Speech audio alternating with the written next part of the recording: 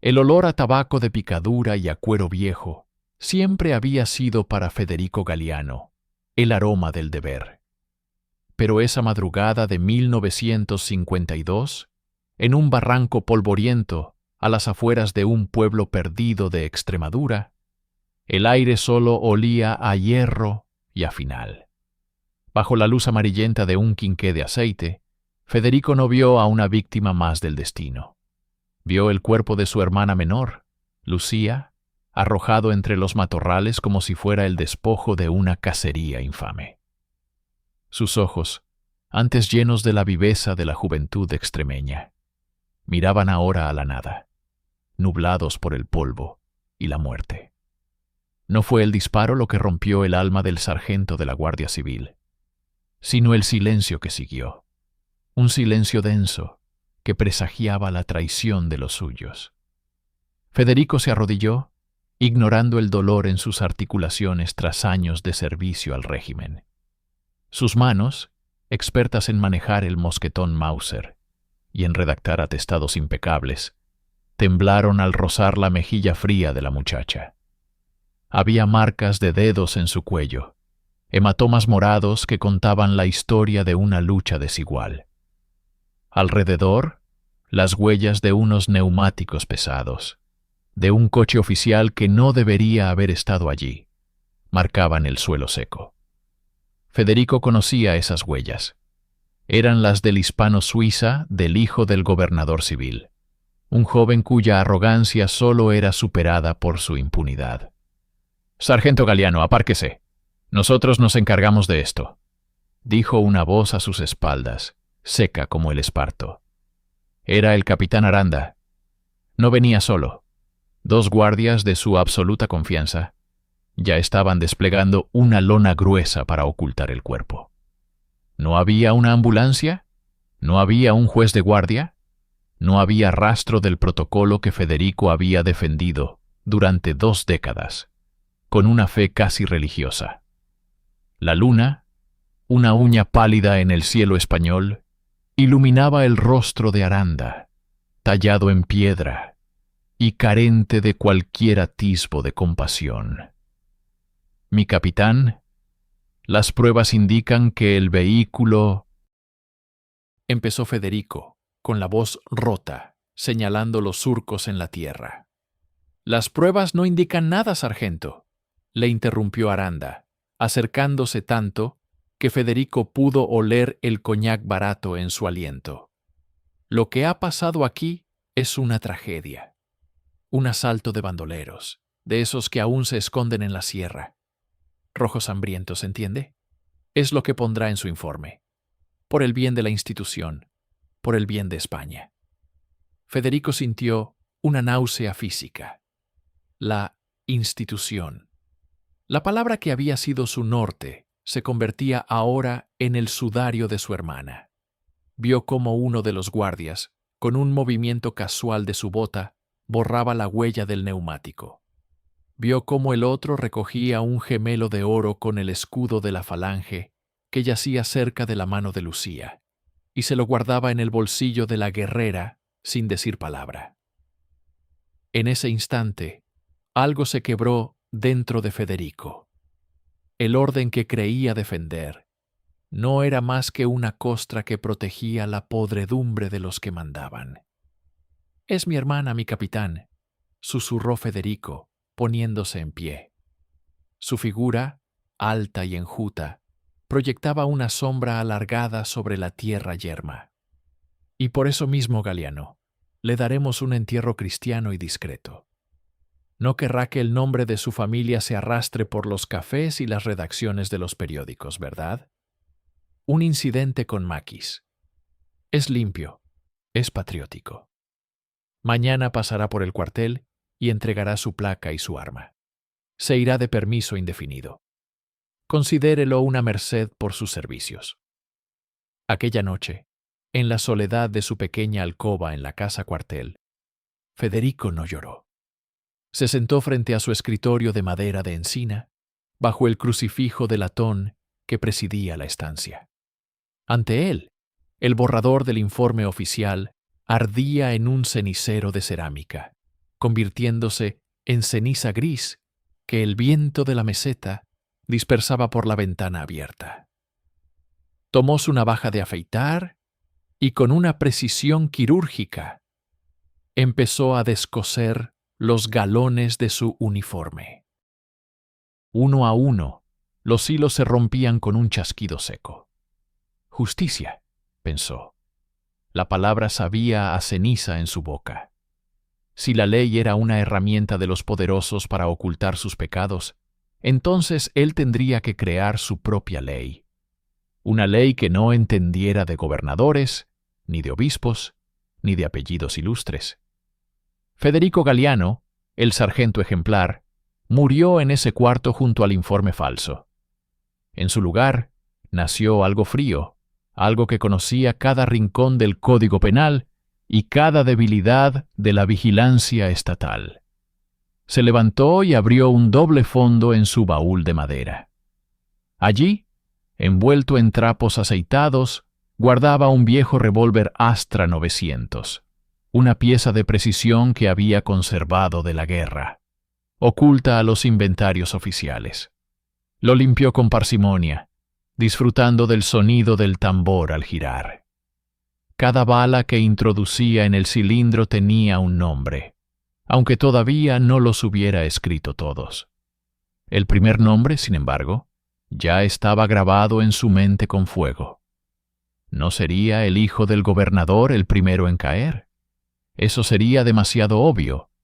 Un error de novato que lo llevaría al garrote vil antes de tiempo. Empezaría desde la raíz, por aquellos que sostenían la estructura de mentiras que permitía que monstruos como el asesino de su hermana durmieran tranquilos en sábanas de hilo. Federico miró por última vez el retrato de Lucía que guardaba en su cartera. La joven sonreía en una feria de pueblo, con un clavel en el pelo, ignorante del horror que la aguardaba. «No habrá olvido, pequeña», murmuró mientras cerraba la maleta. «Solo habrá un largo y oscuro ajuste de cuentas». Salió de la casa cuartel antes del alba, fundiéndose con las sombras de los callejones empedrados. El mundo de Federico ahora se reducía a una lista y a la paciencia infinita de un cazador que sabe que el tiempo está de su parte. España despertaba entre campanas de iglesia y el ruido de las persianas metálicas de los colmados, sin saber que entre sus calles caminaba un hombre que ya no tenía nada que perder, salvo la última bala de su tambor. El exilio de Federico no fue hacia el extranjero, sino hacia las entrañas de una España que sobrevivía a base de racionamiento y miedo. Se instaló en un hostal de mala muerte, en las afueras de Córdoba, un edificio de paredes desconchadas, donde el olor a humedad y a guiso rancio ocultaba cualquier rastro de humanidad. Durante semanas, Federico se dedicó a transformarse. Se dejó crecer una barba descuidada, entrecana, que ocultaba las líneas duras de su mandíbula de guardia, y cambió su porte erguido por el andar encorvado de un jornalero derrotado por el sol. Su habitación era una celda de planificación. En las paredes, ocultas tras un mapa de la provincia, Federico trazaba las rutas de su primera presa. No podía permitirse un error.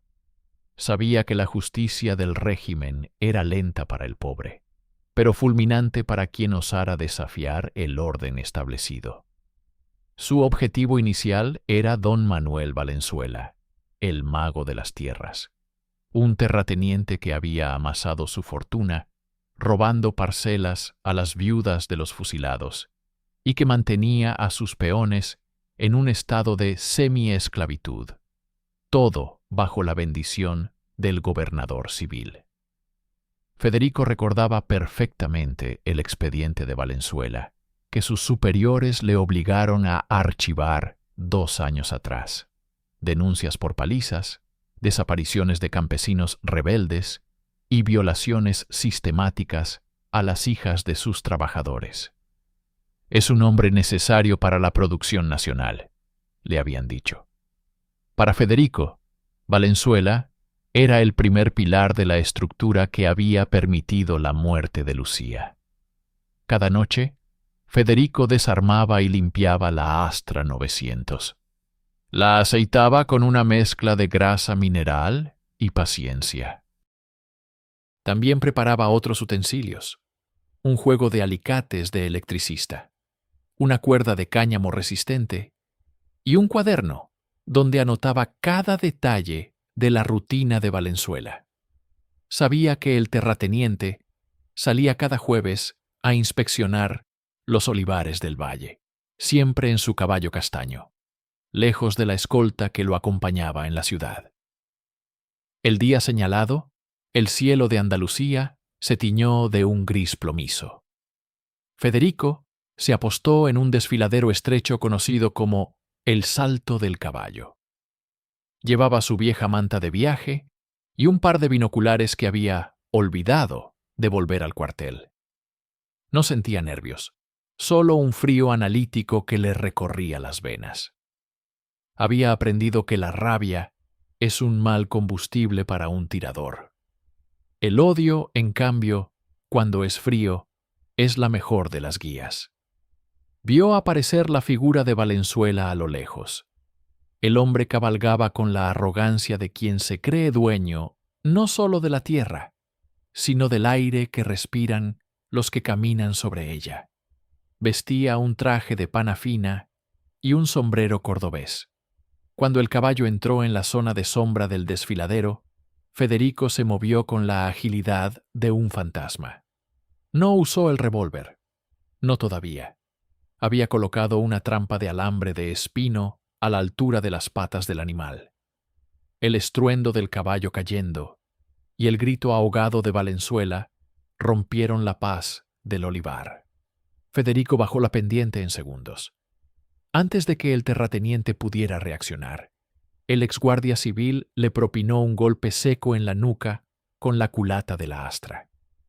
Valenzuela despertó horas después en una vieja choza de pastores abandonada. Estaba atado a una silla de madera vieja, con las manos entrelazadas a la espalda y los tobillos fijados a las patas de la silla con alambre. El único brillo en la oscuridad era la brasa del cigarrillo de Federico. —¿Quién eres? ¿Quieres dinero? Mi familia pagará —balbuceó Valenzuela, con el rostro ensangrentado y el terror asomando por sus ojos porcinos. Federico se acercó lentamente. La luz de una vela solitaria iluminaba su rostro, pero sus ojos estaban hundidos en sombras. No quiero tu dinero, Manuel. El dinero no limpia la sangre de los que enterraste en las fosas de tus olivares, dijo Federico, con una voz que parecía venir de ultratumba. Estoy aquí para que confieses. No sé de qué hablas. Soy un hombre de orden. Llamaré a la Guardia Civil. Federico soltó una carcajada amarga, un sonido seco que no tenía nada de alegría. Yo era la Guardia Civil, Manuel, y sé exactamente cómo trabajáis. Sé que el capitán Aranda recibe un sobre tuyo cada mes para ignorar los gritos que salen de tu finca. Pero hoy, el capitán no va a venir. Federico sacó los alicates. Durante las siguientes 3 horas, la choza se convirtió en un tribunal de dolor. Federico no disfrutaba con el sufrimiento, pero aplicaba los métodos de interrogatorio que el propio régimen le había enseñado, aquellos que se usaban contra los presos políticos en las checas de la posguerra. Valenzuela confesó todo: los nombres de los campesinos asesinados, las cantidades pagadas a los jueces y la ubicación de las fosas. Cuando el sol empezaba a asomar por el horizonte, Federico guardó sus herramientas.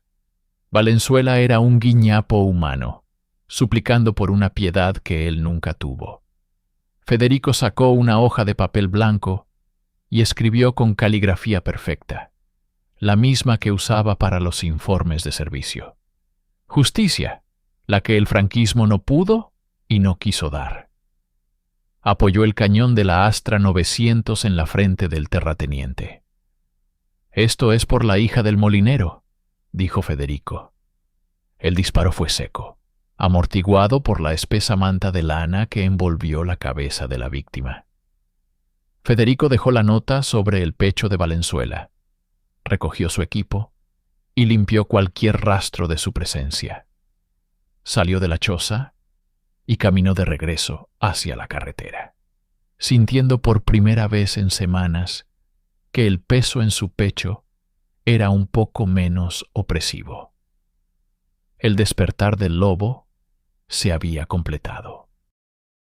El primer nombre de la lista estaba tachado, y Federico Galiano sabía que ya no había vuelta atrás. La caza acababa de empezar. El eco de la muerte de Valenzuela tardó 3 días en llegar a los periódicos, y cuando lo hizo, fue bajo el titular de «Atroz crimen de bandoleros en el campo». Federico, sentado en un banco de madera de la estación de tren de Sevilla, leía la noticia mientras tomaba un café de Malta en un vaso de papel encerado. El régimen ocultaba la naturaleza del mensaje dejado sobre el cadáver. Pero Federico sabía que el miedo ya estaba sembrado entre los que compartían mesa con el difunto terrateniente. Su siguiente objetivo requería una precisión distinta. No se trataba de un hombre de armas o de tierras, sino de un hombre de fe. El padre Prudencio, párroco de una influyente iglesia en un barrio acomodado, era una figura intocable. Bajo su sotana negra y su sonrisa benevolente, Prudencio gestionaba un orfanato de la obra social donde los niños descarriados, hijos de republicanos o de familias humildes, entraban para ser reeducados. Federico conocía la verdad, informes internos que hablaban de abusos atroces y llantos que se ahogaban tras los muros de piedra de la sacristía. Informes que el obispado y la comandancia habían sellado con cera roja. Federico alquiló un cuarto en una pensión cercana a la parroquia. Durante una semana, se convirtió en un devoto más. Asistía a la misa de 7, observando los movimientos del cura. Prudencio era un hombre metódico. Después de las confesiones nocturnas de los jueves, se quedaba solo en la iglesia para meditar. Era el momento de máxima vulnerabilidad. La noche del jueves, una lluvia fina y persistente envolvía Sevilla. Federico entró en el templo justo antes de que se cerraran las pesadas puertas de roble. Se ocultó tras el retablo barroco de San Judas Tadeo, el patrón de las causas imposibles. El olor a incienso y a cera quemada era asfixiante. Esperó en las sombras, sintiendo el peso de la Astra 900 en su costado y un rosario de madera que había comprado para la ocasión. Cuando el último fiel se marchó, el padre Prudencio caminó hacia el confesionario. Era un hombre robusto, de manos grandes y piel rosácea. Se sentó y comenzó a hojear un libro de oraciones. Federico salió de la oscuridad, con el rostro cubierto por una bufanda de lana oscura y una gorra calada hasta los ojos. «Padre, quiero confesar un pecado muy grave», dijo Federico, con la voz distorsionada por el pañuelo, mientras se sentaba al otro lado de la rejilla de madera. «Hijo, la misericordia de Dios es infinita. Habla», respondió el cura con una parsimonia ensayada. «He matado a un hombre, padre, un hombre que robaba vidas y tierras. Y ahora voy a matar a un lobo que se viste de pastor». El silencio que siguió fue absoluto. Federico escuchó cómo la respiración del sacerdote se aceleraba. Prudencio intentó levantarse, pero Federico sacó el cañón de la Astra y lo introdujo por los huecos de la rejilla de madera. «Si grita, su sangre manchará el altar antes de que termine el Ave María. Salga despacio y camine hacia la cripta». Bajo la luz vacilante de las velas, Federico obligó al cura a descender a la humedad de la cripta subterránea, donde descansaban los restos de antiguos obispos. Allí, Federico lo encadenó a un soporte de hierro utilizado para los cirios pascuales. La escena era macabra. El verdugo y el clérigo rodeados por el frío mármol de las tumbas. «Es un sacrilegio.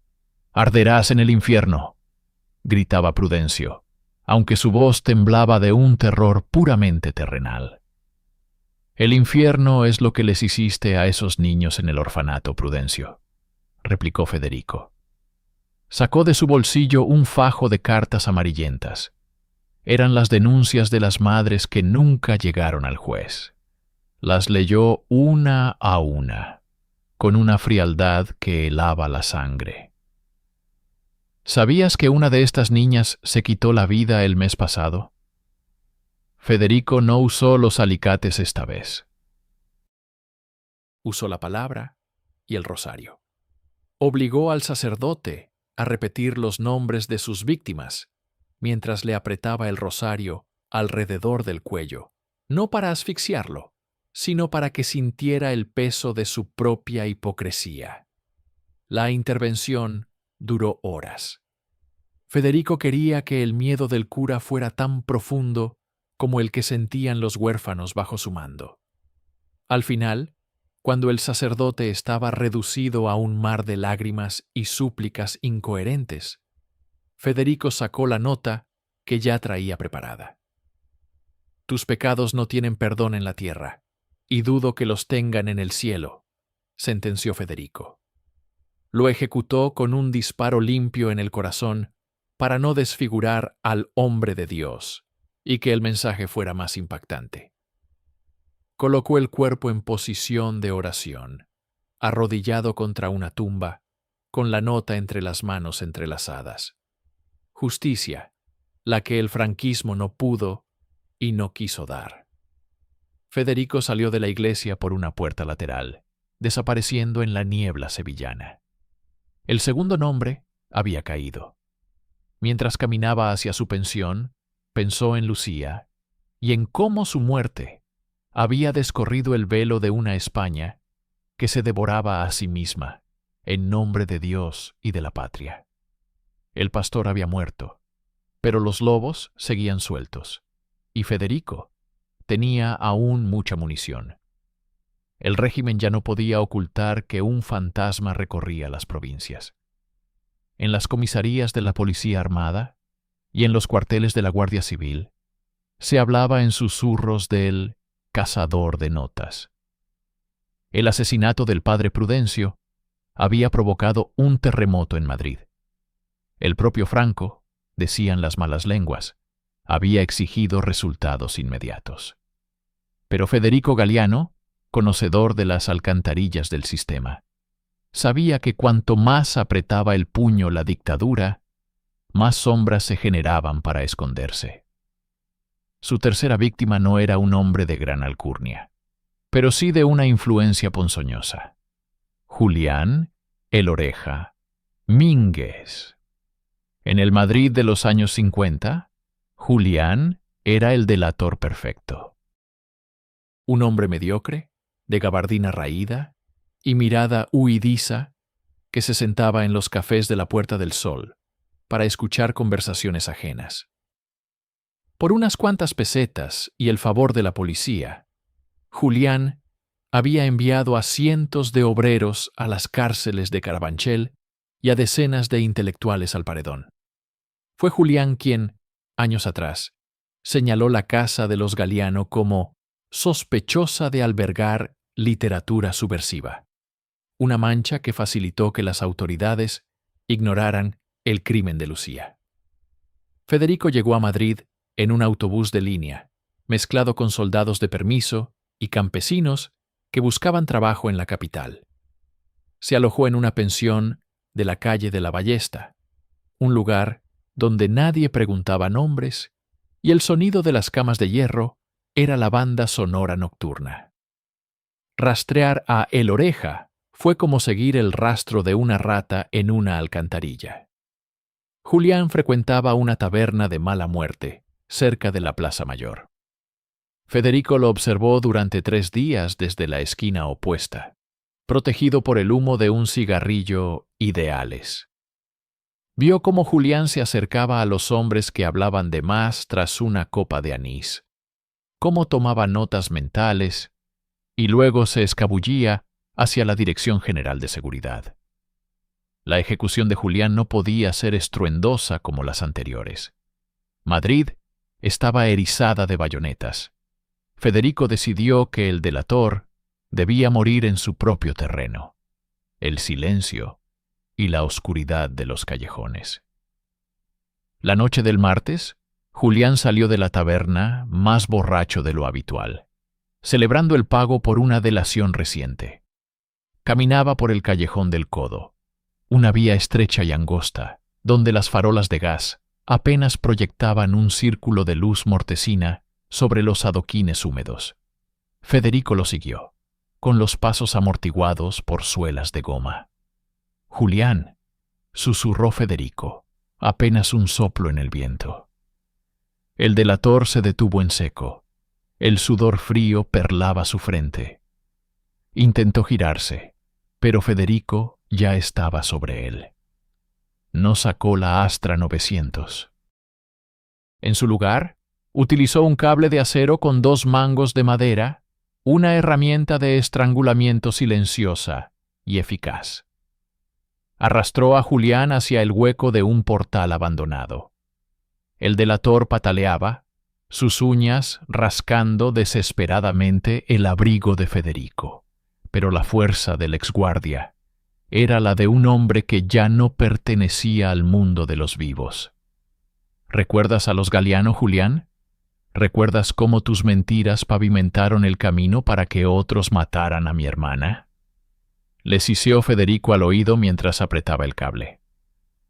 El rostro de Julián se tornó púrpura bajo la luz de la luna. Sus ojos, llenos de una súplica inútil, comenzaron a inyectarse en sangre. Federico no sintió remordimiento. Para él, Julián no era un hombre, sino un engranaje oxidado de la máquina que trituraba a España. Cuando el cuerpo de El Oreja quedó inerte, Federico lo dejó caer sobre un montón de sacos de carbón. Registró sus bolsillos y encontró su cuaderno de notas, una lista de nombres de personas que no sabían que su destino estaba sellado. Federico lo quemó allí mismo con un mechero de gasolina, viendo cómo los nombres de los inocentes se convertían en humo negro. Antes de marcharse, sacó la habitual nota de su bolsillo. Esta vez, la pegó con pegamento de contacto en la frente del cadáver, para que fuera lo primero que vieran los agentes al amanecer. Justicia, la que el franquismo no pudo y no quiso dar. Federico se alejó caminando hacia la Gran Vía, mezclándose con los noctámbulos y los serenos que golpeaban sus chuzos contra el suelo. 3 de 4. El círculo se estaba cerrando sobre el último objetivo, el más difícil, el alcalde que dio la orden de quemar el expediente de Lucía. Federico sentía que el tiempo se agotaba, que el capitán Salinas y sus hombres estaban empezando a entender su patrón. Pero la sed de justicia era un motor que no conocía el cansancio. El pánico se había instalado en las altas esferas.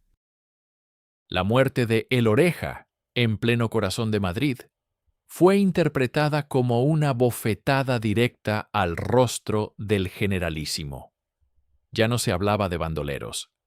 Los periódicos, bajo estricta censura, guardaban un silencio sepulcral, pero en los casinos de oficiales y en los despachos ministeriales, el nombre de Federico Galiano, aún no identificado, pero intuido por su modus operandi, era sinónimo de una pesadilla logística.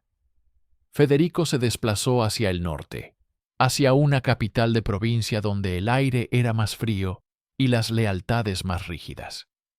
Su objetivo final antes del gran cierre era don Hipólito de la Serna, el alcalde de la ciudad y mano derecha del gobernador. Hipólito no era un simple corrupto de baja estofa. Era el arquitecto del silencio. Fue él quien, con una llamada telefónica y un apretón de manos, ordenó que el expediente del asesinato de Lucía Galiano fuera reducido a cenizas en la caldera del ayuntamiento. Hipólito encarnaba el trono de barro del régimen. Poder absoluto cimentado en la miseria ajena. El alcalde vivía en un palacete de piedra, custodiado por 2 agentes de la policía armada en la puerta principal.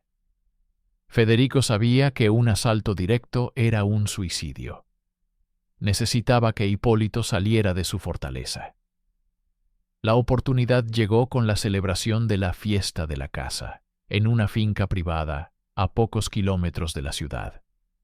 Era un evento donde la aristocracia local se reunía para disparar a perdices y beber vino de reserva, mientras discutían el destino de la nación. Federico se infiltró en la finca 2 días antes, no como un invitado, sino como un fantasma, entre los matorrales de jara y encina. Utilizó sus conocimientos de supervivencia militar para construir un refugio subterráneo, alimentándose de pan duro y agua de arroyo. Observó con sus prismáticos cómo los camiones descargaban las cajas de cartón con la munición y cómo los sirvientes preparaban las mesas largas con manteles de hilo. En esa época, el lujo en España era un insulto al hambre del pueblo, y Federico lo sentía en cada fibra de su ser. El día de la cacería, el estruendo de las escopetas de 2 cañones llenaba el valle. Hipólito, vestido con sus mejores galas de cazador, chaleco de cuero y botas de montar relucientes, se alejó del grupo principal buscando una pieza mayor, seguido solo por un joven secretario que cargaba sus armas. Federico vio su oportunidad. Con la paciencia de un reptil, esperó a que el alcalde se internara en una zona de densa vegetación. Un disparo seco de la Astra 900, silenciado por el ruido de las otras escopetas a lo lejos, impactó en el hombro del secretario, dejándolo fuera de combate, pero vivo. Hipólito se giró, el terror dibujado en sus facciones caballerescas. «¿Quién anda ahí?», gritó intentando amartillar su escopeta de lujo. Federico surgió de entre las sombras, cubierto de barro y ramas, con la mirada de alguien que ya ha cruzado el Estigia.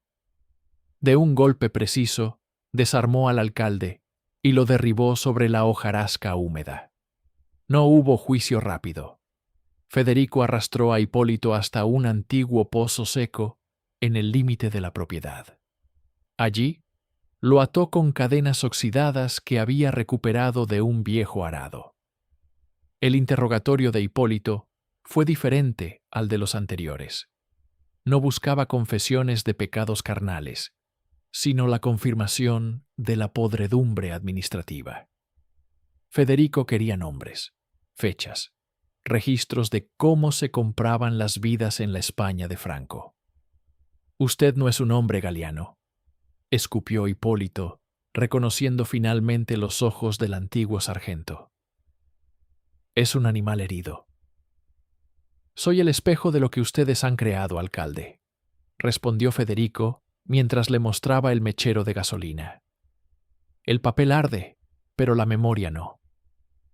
Federico procedió a realizar su obra. Utilizó un sello de lacre caliente para marcar en la piel del alcalde la palabra traidor. El dolor de Hipólito resonaba en el pozo, ahogado por la distancia. Tras horas de un careo brutal donde el político terminó suplicando que le devolviera la vida que él mismo le había quitado a la hermana de Federico, el exguardia comprendió que no había redención posible para estos hombres. Cuando el sol comenzó a ponerse, tiñendo el cielo de un rojo sangre que recordaba a las ejecuciones del 36, Federico colocó la nota en la boca de Hipólito, asegurándola con un cordel. «Esta es por el expediente quemado». Que la tierra sepa lo que el fuego no pudo ocultar. El disparo final fue en la nuca, una ejecución militar en toda regla. Federico dejó el cuerpo semienterrado en el barro del pozo, un trono de inmundicia para un hombre de poder. Sin embargo, al salir de la finca, Federico cometió su primer error. El joven secretario, a quien creía inconsciente, había logrado arrastrarse hasta la pista forestal. Un coche de patrulla de la Guardia Civil lo encontró justo cuando Federico cruzaba el linde de la propiedad. La sirena de un Jeep Land Rover empezó a aullar a lo lejos. El cerco, que Federico había evitado con tanta maestría, empezaba a cerrarse. El eco de la sirena del Land Rover no era solo un sonido, era el rugido de un sistema que finalmente había detectado el virus en su sangre. Federico no corrió presas del pánico. El pánico es para los culpables que temen a la muerte, y él ya estaba muerto por dentro desde que el cuerpo de Lucía fue cubierto por una lona indigna. Se internó en el espesar de la dehesa, donde las encinas centenarias proyectaban sombras que conocía bien. Sabía que la Guardia Civil, su antigua familia, usaría el peine, una formación en línea para barrer el terreno. Mientras tanto, en la capital de la provincia, el capitán Salinas de la Policía Armada tomaba el mando de la situación. Salinas no era como Aranda. No era un bruto movido por el alcohol, sino un hombre de despacho, frío y meticuloso. Al llegar al pozo donde yacía el alcalde, Salinas no se horrorizó por la sangre. Se fijó en la nota, protegida por la boca del difunto. Justicia, la que el franquismo no pudo y no quiso dar, leyó Salinas en voz alta, mientras sus hombres vomitaban ante el olor a azufre y carne quemada. No estamos ante un loco, estamos ante un contable, alguien que está saldando facturas que nosotros mismos escribimos. Salinas ordenó algo que Federico no esperaba: el cierre total de las carreteras en un radio de 50 kilómetros y el uso de perros de rastro traídos de la Academia de El Pardo. En 1953, la tecnología era limitada, pero la voluntad del régimen de aplastar la disidencia era infinita. Federico, oculto bajo el lecho seco de un arroyo, escuchaba el ladrar de los pastores alemanes. Sabía que su tiempo de invisible se había agotado. Su plan original de ir directamente a por el hijo del gobernador, el asesino material, se veía interrumpido por la necesidad de sobrevivir una noche más. Se despojó de su chaqueta de pana, demasiado pesada por el barro, y se quedó con su camisa de algodón gris y la funda de la Astra 900 bien sujeta. En el cuartel improvisado, Salinas examinaba las pruebas recogidas en los escenarios anteriores. Había un patrón en la caligrafía de las notas. Era una letra de administración clara, con los rasgos típicos de alguien entrenado en la redacción de informes oficiales. Busquen en los archivos de bajas de la Guardia Civil de los últimos 12 meses, ordenó Salinas a su sargento. Busquen a alguien que lo haya perdido todo, alguien que sepa cómo pensamos. Federico, mientras tanto, lograba burlar el primer cerco deslizándose por una alcantarilla de riego. Su destino era una antigua casa de postas abandonada que recordaba de sus días de patrulla. Allí, entre las vigas carcomidas y el olor a excremento de murciélago, Federico se permitió un momento de debilidad. Sacó el último cigarrillo de su petaca. Al encenderlo, la luz de la cerilla iluminó su rostro en un pequeño espejo roto apoyado en la pared. Ya no se reconocía. Sus ojos estaban hundidos, rodeados de una oscuridad que no era solo física. Sabía que Salinas estaba cerca. Podía sentir el aliento del sistema en su nuca. pero también sabía que el capitán cometería el error de subestimar el apoyo popular. En los pueblos cercanos, la noticia de la muerte del alcalde y del cura no había causado tristeza, sino un silencio celebratorio tras las puertas cerradas. Federico era para muchos el brazo ejecutor de una venganza que ellos no se atrevían a soñar. Al amanecer, Federico vio desde la ventana rota de la casa de postas una columna de polvo en el horizonte. No eran camiones de suministros, eran los refuerzos de la capital. Estaba rodeado, pero su mente ya estaba trabajando en el siguiente paso. Si iba a caer, lo haría frente al hombre que empezó todo. El hijo del gobernador seguía vivo, protegido en su palacio, creyendo que la tormenta pasaría de largo. Federico limpió la Astra 900 una vez más. Solo le quedaban 9 cartuchos, 9 oportunidades para decir la verdad en un país de mentiras. El cerco se cerraba, pero el lobo aún tenía colmillos. El asedio a la vieja casa de postas comenzó antes de que el rocío se evaporara de los campos. El capitán Salinas no era un hombre de asaltos frontales innecesarios. Prefería el desgaste.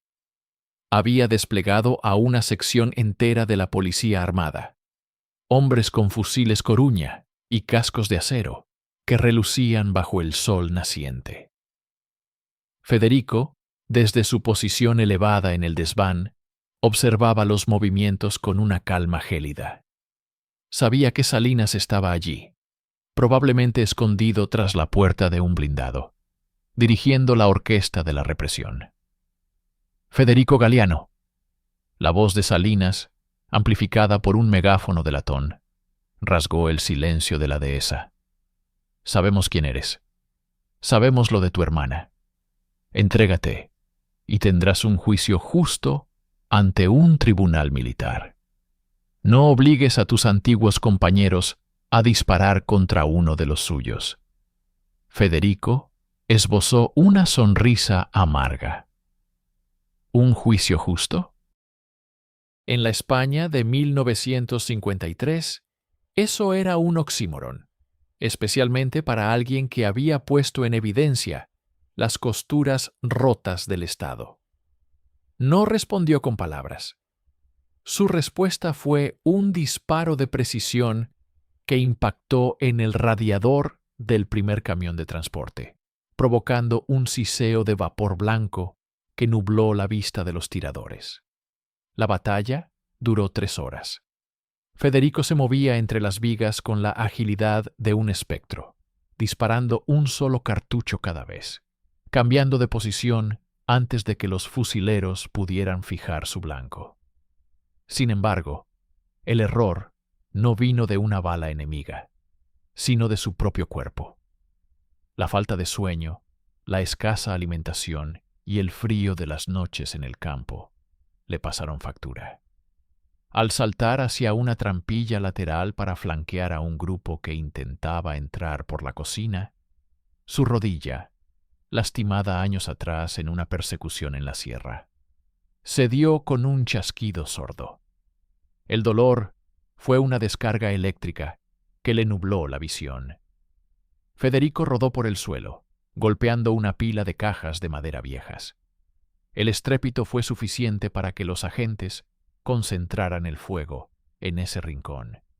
Las balas de los fusiles Coruña destrozaron la madera y levantaron nubes de astillas y polvo de siglos. «¡Está herido! ¡Fuego de cobertura!», gritó un sargento. Federico logró arrastrarse hacia el sótano, una cavidad húmeda que olía a tierra y olvido. Allí, en la oscuridad, se dio cuenta de su situación. Su pierna estaba hinchada y no respondía. Le quedaban 5 balas. El plan de llegar al hijo del gobernador se desvanecía en la penumbra de aquel agujero. Pero Federico no era un hombre que se rindiera ante la fatalidad. Si no podía llegar a la última víctima, convertiría su captura en un acto de denuncia que el régimen no pudiera borrar fácilmente. Sacó de su morral un pequeño fajo de documentos que había robado del despacho del alcalde Hipólito. Eran copias de las órdenes de silencio, pruebas de los sobornos y la confesión escrita del padre Prudencio que él mismo había redactado bajo tortura. Sabía que Salinas destruiría todo si lo encontraba, así que utilizó sus últimas fuerzas para esconder los documentos dentro de un doble fondo, de una tinaja de aceite empotrada en el muro del sótano. «Si me encuentran, encontrarán mi sombra», murmuró. El capitán Salinas, impaciente por el tiempo perdido, ordenó el uso de granadas de mano. Las explosiones sacudieron la estructura de la casa de postas. El techo del desván se desplomó, sepultando el lugar donde Federico había estado minutos antes. Los agentes entraron con las bayonetas caladas, moviéndose entre el humo y el polvo. Federico escuchaba las botas sobre su cabeza. El error de su rodilla lo había condenado a ser cazado en un sótano, como una alimaña, en lugar de morir como un soldado en campo abierto. Pero aún tenía la Astra 900. Apuntó hacia la escalera de madera que descendía al sótano. El primer hombre que bajó, un joven guardia que apenas tendría la edad de Lucía, dudó un segundo al ver los ojos de Federico en la penumbra. Esa duda le salvó la vida al guardia, pero sentenció a Federico. El sargento que venía detrás no dudó y descargó una ráfaga de subfusil Z-45. Las balas no mataron a Federico, pero le destrozaron el hombro derecho, haciendo que la Astra rodara por el suelo. «¡Vivo! ¡Lo quiero vivo!», gritó Salinas desde la entrada, temiendo que el mártir se le escapara por la vía del suicidio. Federico fue arrastrado por las escaleras, su cuerpo golpeando cada peldaño. Al salir a la luz del sol, vio a Salinas esperándolo.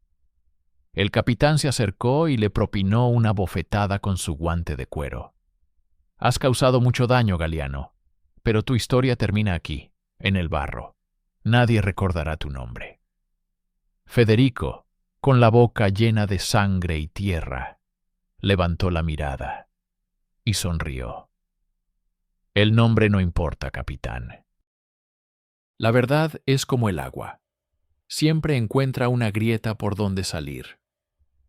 El traslado de Federico a la prisión provincial no fue el desfile triunfal que el régimen esperaba. Lo llevaron en un furgón blindado, custodiado por motoristas con capotes de cuero negro que cortaban el aire gélido de la mañana. Federico, con el hombro destrozado y la fiebre empezando a nublarle los sentidos, sentía el traqueteo de las ruedas sobre los adoquines como un recordatorio de que su cuerpo ya no le pertenecía. Ahora era propiedad del Estado, una pieza de convicción que debía ser procesada y eliminada.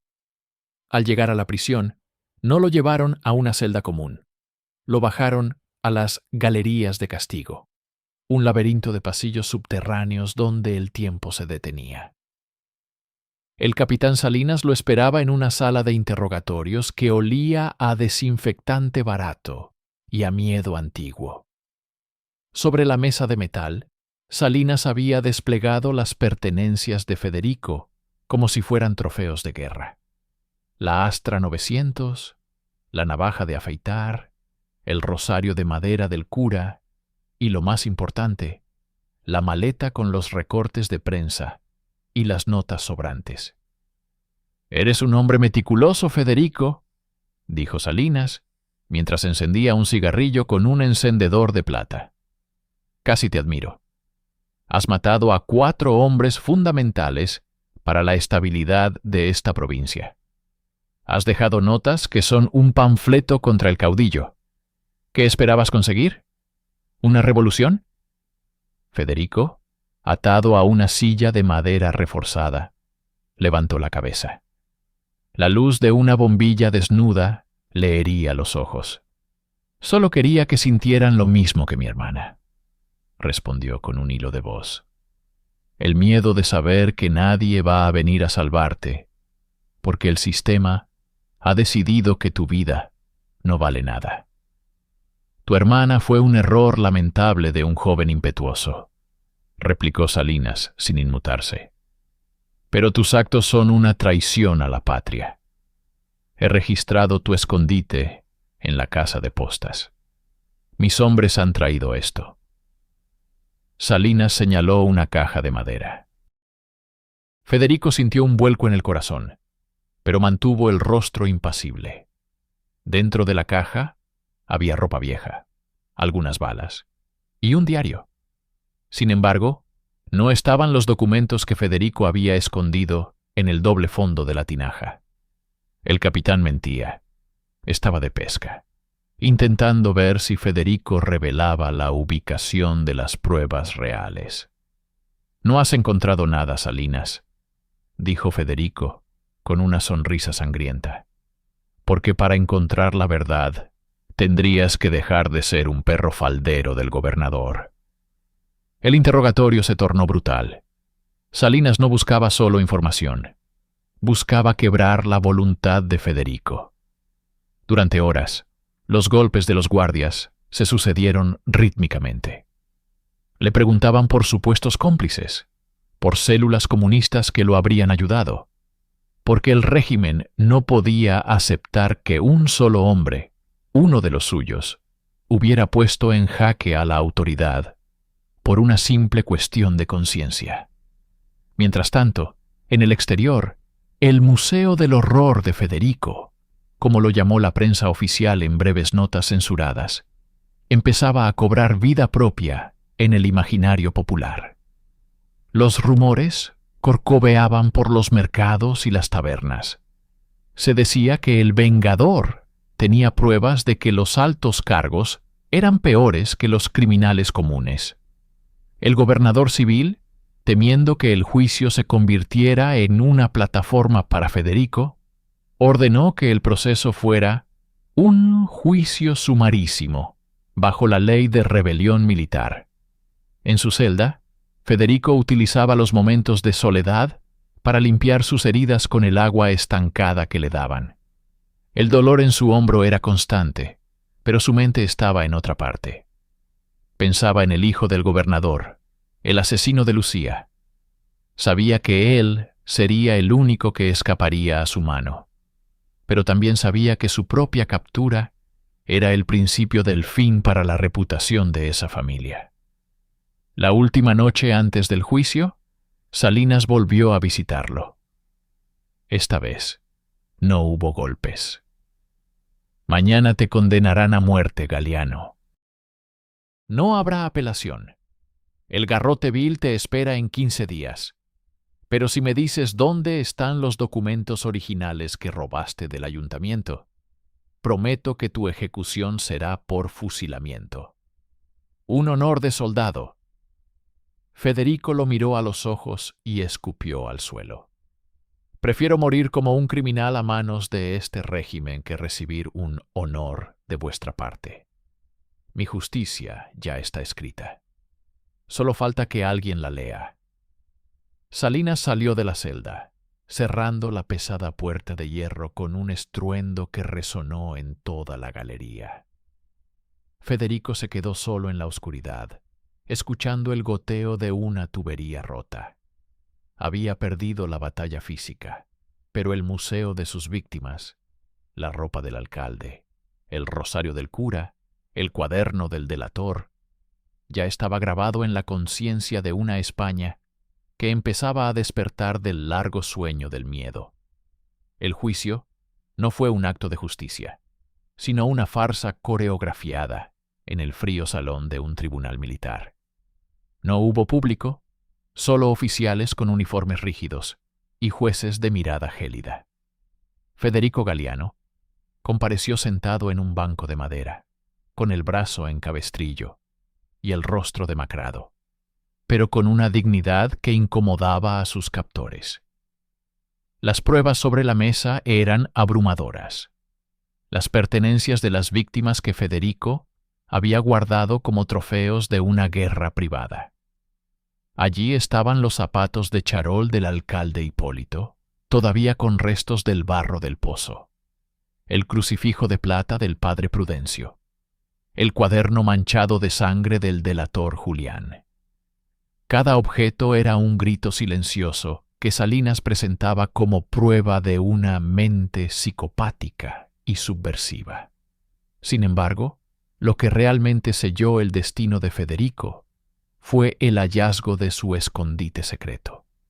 A pesar de su resistencia, la policía había regresado a la casa de postas con picos y palas.